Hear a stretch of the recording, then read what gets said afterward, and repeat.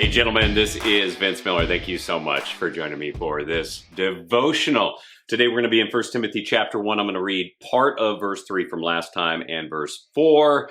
So in that last verse, in our last devotional, Paul urged Timothy, remember that, his younger disciple, he wanted him to stay in Ephesus because, well, Timothy was known for being a little timid at times. But in the next verse, Paul's going to tell Timothy why he needs him to stay. So I'm going to read part of verse 3 and verse 4. It reads, "So that you may charge certain persons not to teach any different doctrine." It's a doctrinal issue he's concerned about.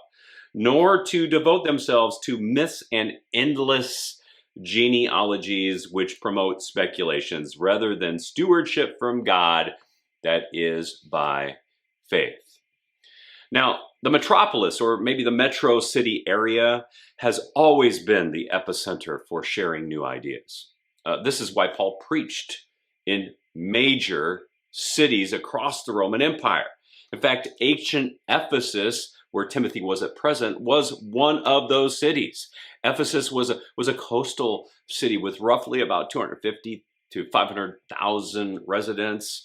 And because it was a major port, it was always full of kind of bustling and activity and stuff going on. I mean, some of the wealthiest people in the world at that time lived in the hillside of Ephesus because, well, it was beautiful and it was very modern.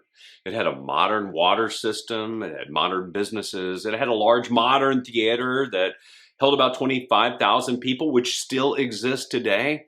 And before Paul wrote this letter to Timothy, we know he actually previously preached at that theater, which resulted in a major riot in Ephesus.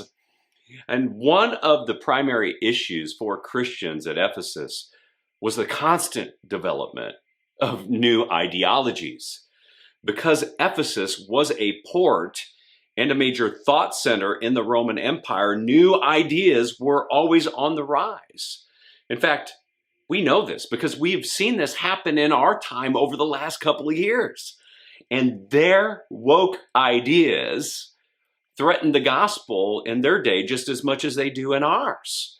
This is the reason that Paul is writing this letter to Timothy. He has heard that woke ideas have infiltrated the church, and some people who have more influence than others are mixing these ideas and these concepts and these beliefs with the gospel's truth. But notice in the text here, Paul says that these ideas promote speculation.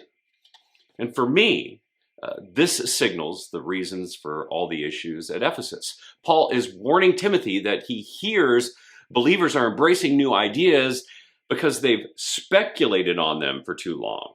I mean, their speculations have now captured their attention like a magic trick or a sleight of hand. But like a magic trick, these ideas have shreds of visible truth that conceal something hidden, which is a falsehood or a lie. And that's the trick.